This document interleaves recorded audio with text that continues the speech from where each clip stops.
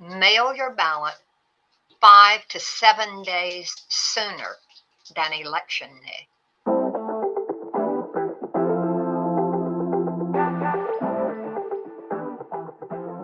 I'm Alan McPheeters with the Voter Interests Project. This year, voters in Island County will elect officials to several county offices, including assessor, auditor, clerk, coroner, prosecutor, sheriff, treasurer, and district court judge. 19 candidates filed to run for these offices, and we've invited each of them to join us for an interview. You can find more about the candidates and our election coverage at voterinterests.com. And if you'd like future coverage sent straight to you, you can subscribe at voterinterests.com/subscribe. Today I'm talking with Sheilah Crider, an independent who's running for auditor. We shared possible questions with her ahead of time. Please note that we had some technical issues which caused Sheilah's video to freeze. We continued the interview without interruption. Hey, hi. Today is Tuesday, July the 7th, 2026, and we are here with Sheilah Crider, who is running for Island County Auditor. And Sheilah, welcome to the Voter Interest Project. Thank you. My pleasure. Now, we have people come into these interviews from all kinds of places. I've had people interviewing from outside and inside, at home and at work. You've got a great virtual backdrop, but where are you today? Are you at home?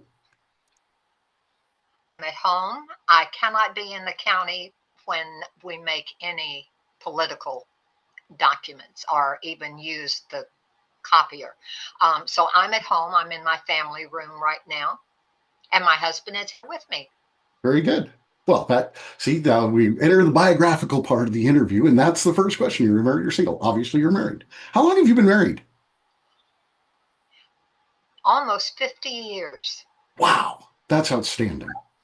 My wife and I are celebrating 28 years this summer, so we got a ways to go to catch up with you. Won't be long. It'll go in a blink. Right. Now, do you have children? We have one son. He lives in Portland, Vancouver area, and he's in finance. Very good. And did you grow up here on Whidbey, or did you move here? How did you get to be in Island County? Unfortunately, I was not fortunate enough to be born and live here my whole life. I came as a military spouse when my husband received orders here. We came from Puerto Rico, where we had been for 5 years. So it was quite a change. But we knew the moment we arrived that this was where we wanted to be. Outstanding. I hear that a lot. People, clearly with the base, we had a lot of people who come here for the service, for the Navy. But most of the candidates that we talked to did not grow up here. And they all say we visited for whatever reason and just fell in love with the place, which I think is fantastic. Now, what is your professional background? What before you became the auditor, what do you do? I was in business for most of my adult life. I worked for small companies, for large companies, Fortune 500 companies, Litton, NBC, and larger. In Puerto Rico, of course, there were limited opportunities, and I was a fixed base operator there. So aviation was my life there when I came here. Ooh. Within the first quarter, we were here in 1986, I had obtained my broker's license and had become a real estate professional and did that for almost 20 years. Wow. Very good. And then you've been, I should know this, but how long have you been the auditor? How many terms have you served? This is my 18th year. Okay. And that's a good tenure to have something of this magnitude, because you learn a lot. We have 6 different divisions in my office, and they're all vastly different. So there's a lot to learn, but it's also extremely exciting. Very good. Well, this is probably a good place to talk about that then, because one of the things I find is with a lot of the county offices, people don't really understand what the role is. Yours is a little more visible because of elections, but what are the other pieces of the auditor's office? We'll start in the backside. That is where the accounting for the county is done. We do all the payroll for all the employees and the accounts payable for many of the junior taxing districts, as well as Oh, all of the county offices of Island County. There are about 23 different offices and divisions. So we do all of that AP. Um, the other aspects of that is we create the financial statement, the annual financial statement for the county, and submit that to the state auditor's office at the end of June or May in every year. So we do all of that, and then we actually conduct the audit by the SAO when they come to review our financial audit. okay. And for people And with the SAO and is State Auditor's Office. Yes, the state auditor's office.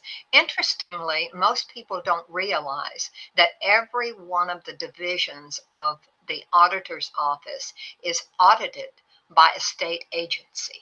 Hmm, So um, there's a lot of scrutiny from many levels, and I think that gives us confidence we can actually we say is only accurate, but it's also to scrutiny by far higher levels than what we would do. In interesting. my office, in the admin building, we have the licensing, which is vessel and vehicle licensing, that we conduct under the Department of Licensing in the state of Washington. Okay. And we also have the recording division where we record the formal recording documents that are the historical aspects of Island County should anything catastrophic ever occur and we have to start building back from the ground up. That's where it will occur. Interesting. So a lot more to it than just Then elections. yes, there really is. And we also issue marriage licenses in that building as well. So from from the marriage license to the new boat to the motorcycle and that child's first vehicle and then their child's first voter registration, we can conduct all of that for them. Wow. I was going to say that the marriage licenses is probably the happiest part of your job, but maybe there are other pieces too. Very good. It all is because we have the ability to assist people in some of the most desperate times of their lives when there's a loss in the family for the recording division to and making those changes to that first voter registration when someone new comes to Island County or the high school student is registering for the first time and casting that first ballot. So Right. that um, that aspect of my office is conducted in a different building. And it was chosen to be that way because the auditor is on the ballot every 4 years. And it is unseemly for the auditor to have access to or handle voted ballot. We call those live ballots because they've been marked and voted by someone who submitted that to us.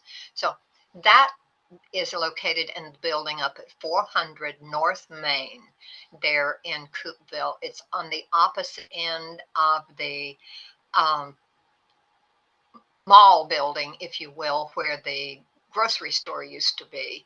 Um, Wazoo is on the east side, east end of it, and the auditor's office, elections office, is on the west side. Very good. I've had the pleasure of going down to the elections office. When we first moved here, it was just we got here just during filing week, and I wanted to become a precinct committee officer, so I rushed down there and made sure that we got that taken care of. So that was good. It's a good office. Wonderful. Yeah. And It is a very good office, and we're like I say, every division of our office, all six of them, are subject to audit, and we are in a 5-year cycle with the Secretary of State's office. Next year will be our audit for the elections and voter registration. And this is everything that we do, not just an election, but they'll choose the election that they will come. And they will do everything from going through the documentation and going out with the tape measure and measuring to ensure that the drop slot at one of our 6 ballot drop boxes is in the right height. you know that Every was for aspect Sheilah. of what, yes, everything that we do is subject to that. And then down on in my office in the admin building, the licensing and recording are both audited on an annual basis. Okay, very good. Uh, so at 18 years, you have to have seen a lot of changes in the processes that you have to go through. I'm not quite far enough back to have voting booths, I think, but lots of Yes, other we did. changes. Oh, we still had polling places when you became the auditor. Yes, I miss but them. that was the last year. That was the last year that Yeah. we did.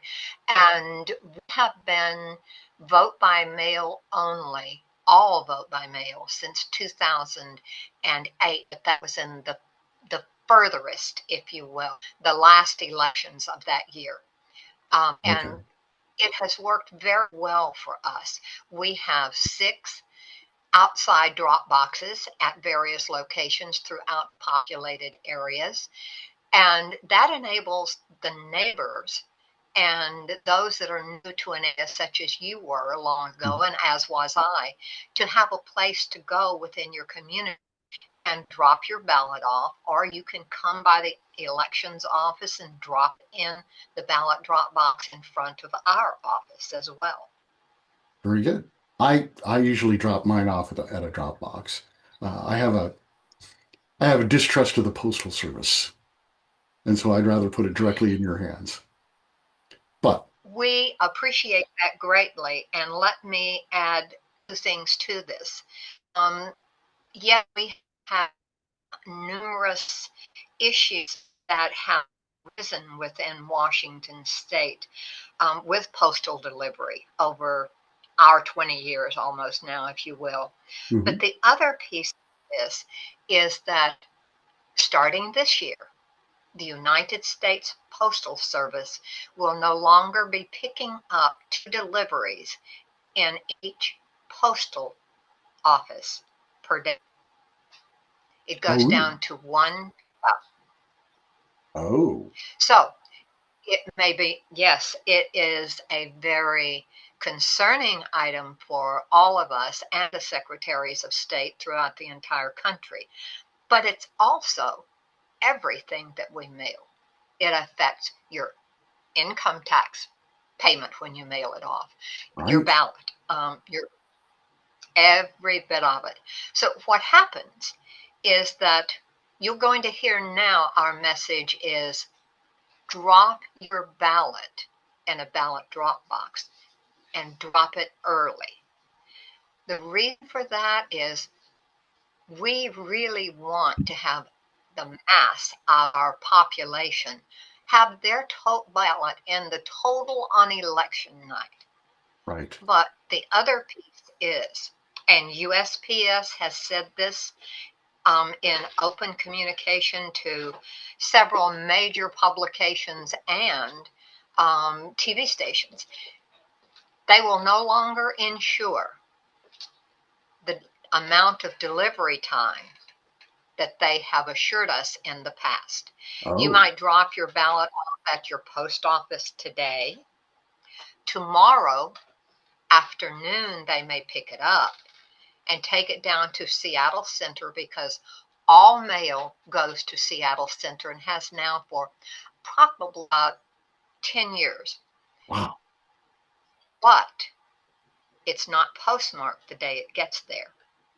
It's postmarked on the day it's actually processed, which could be 2, 3, or 4 days later. Wow. I What didn't they know are, that. yes, what they're telling the public is mail your ballot 5 to 7 days sooner than election day. If you're going to mail it on election day, go inside the post office and have them hand cancel your envelope.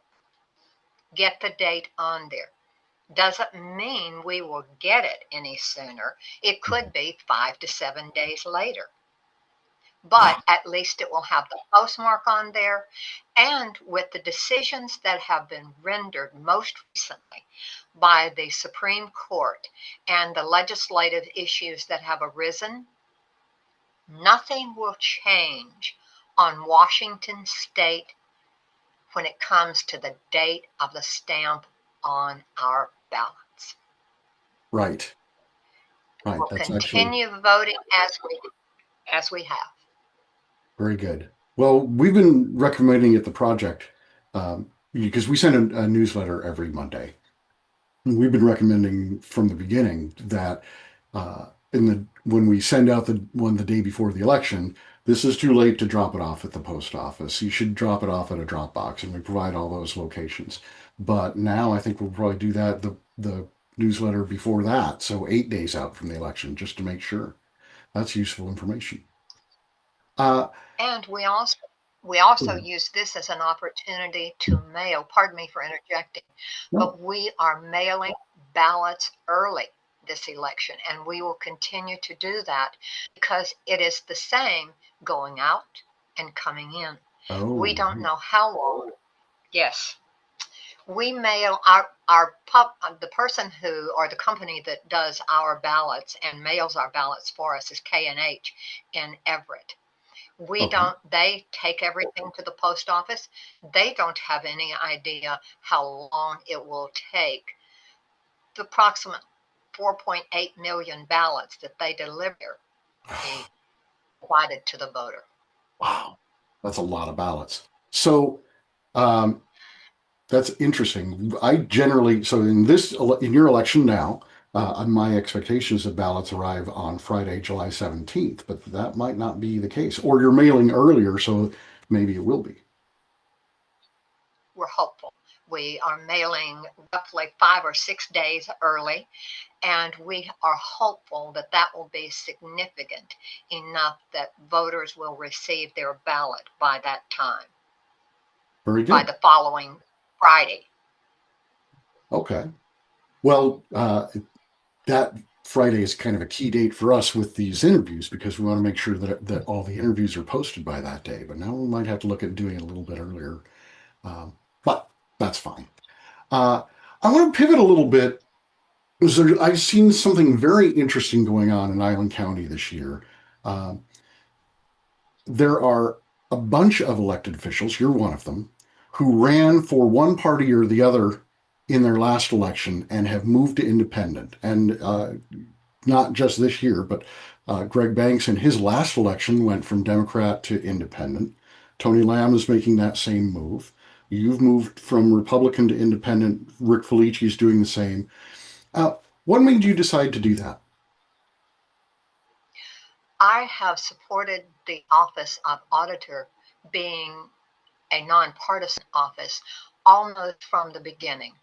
When I became auditor, Sam Reed was the Secretary of State. And Uh, Sam tried to have legislation passed that would allow the auditor to be a nonpartisan office for the simple reason we conduct elections. right. That is what we do. If you see a little red cat, that is Thomas. Uh, Yeah. Thomas, yes. But that is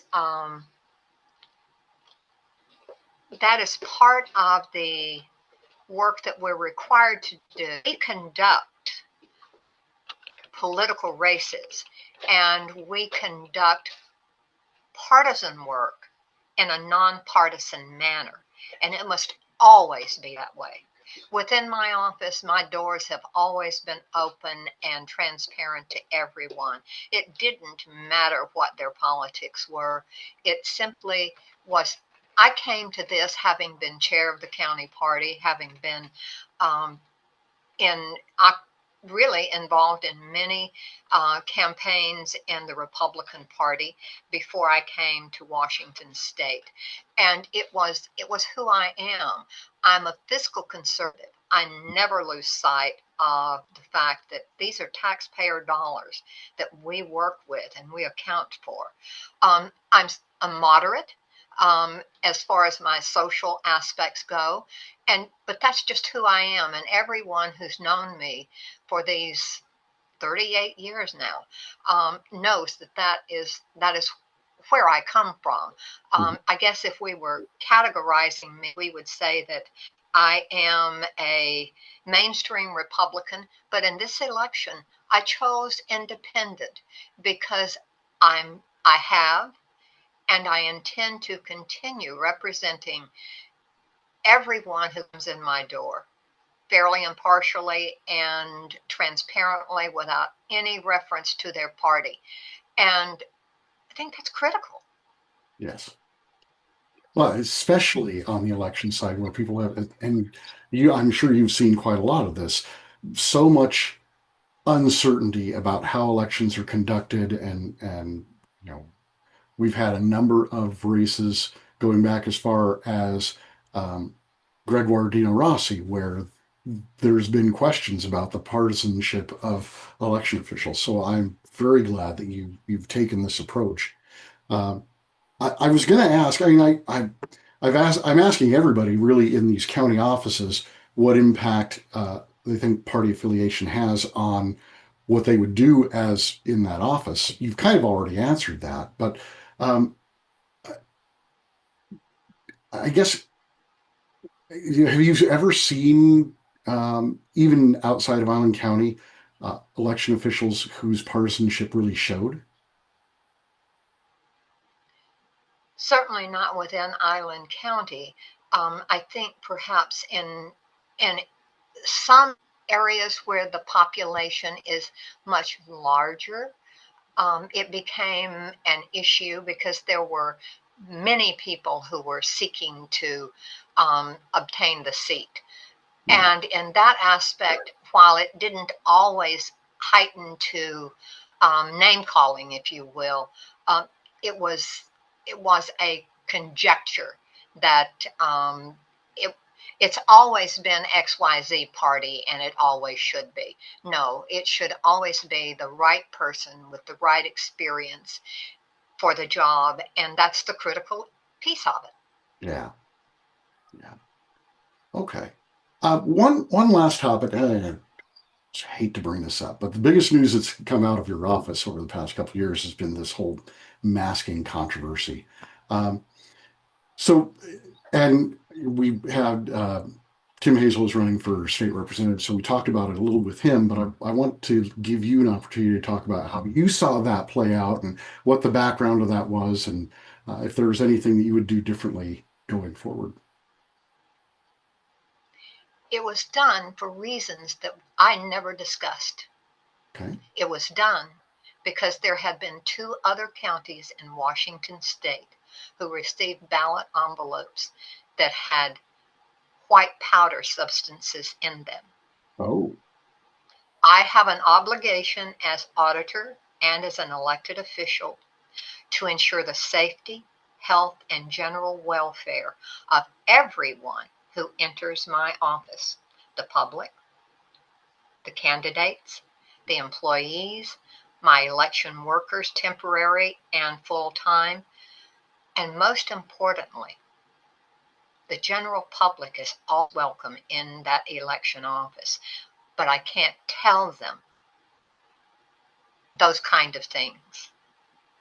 To begin with, if you start espousing that you are looking for powder in envelopes, you can rest assured you're going to get it. Yeah. Even if it's baking soda that someone just wants to play a joke on you for. They Right. don't realize that this empties the building. It takes everybody out of there and it delays the entirety of the process for an entire day.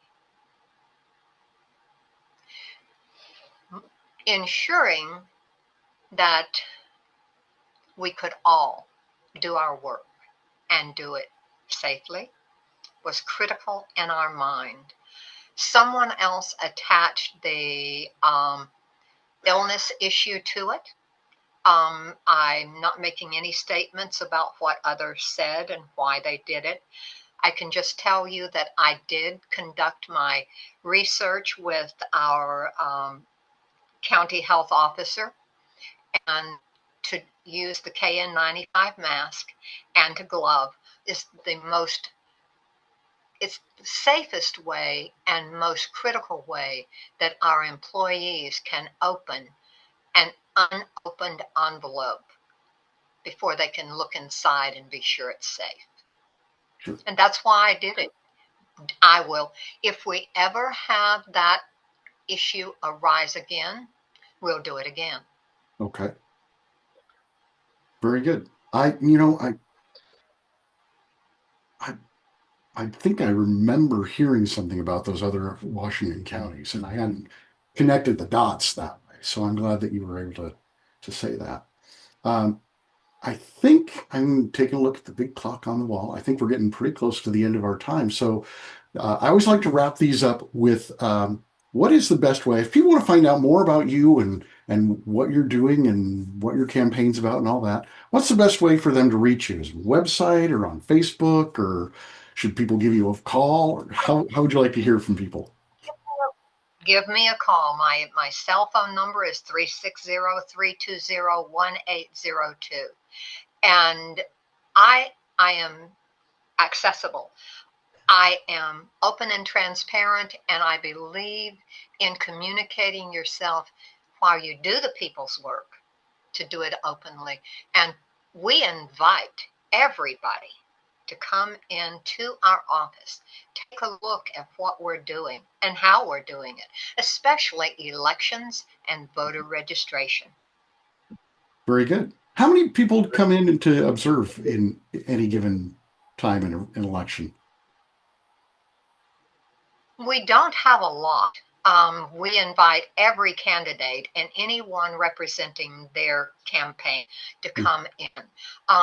The most interesting aspect is that we have never had anyone call the media and have them present when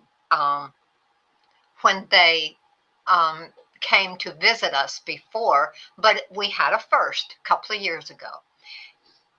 The other aspect in the admin building, those probably are sort of like watching paint dry. We you would actually see someone printing off the registrations for vessel or vehicle licensing and then putting the tabs by paper clip on that and getting those ready to go out in the mail. So that's, but the excitement, the real enchanting aspect for many people of what the auditor's office does is elections and voter registration. Two of the things that we've been proudest of is the fact that we have early registration now. When a 16-year-old goes in and gets their driver's license, they're pre-registered.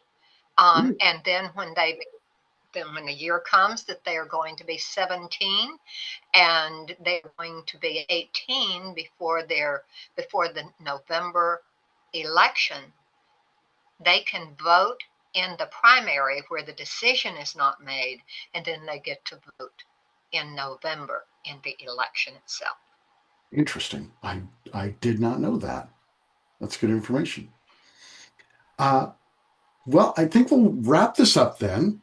We'll put your contact information in when we put this on YouTube and when we put it on our website, so people will be able to reach you. I really appreciate your coming and taking the time to talk to us today, especially since you know more about being the auditor than anybody else I'm going to talk to this year. So I really appreciate I'm that. also a certified election administrator. Let me interject that. And Sure. certainly no one else who is on the ballot is. It takes 2 years.